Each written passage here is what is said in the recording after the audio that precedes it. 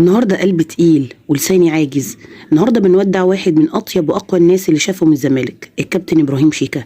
شيكا ما كانش مجرد لاعب كوره، شيكا كان روح، كان ضحكه وسط الزعل، كان حماس جوه الملعب وبره الملعب. ورغم مرضه اللي كان ممكن يكسر اي حد، عمره ما بان عليه ضعف.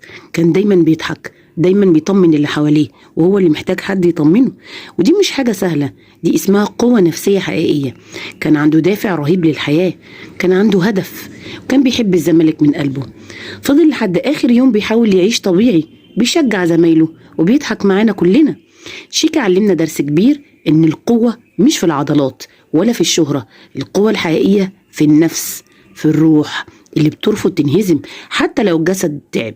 هتفضل دايما رمز للرجولة، للأخلاق وللثبات النفسي وقت الشدة.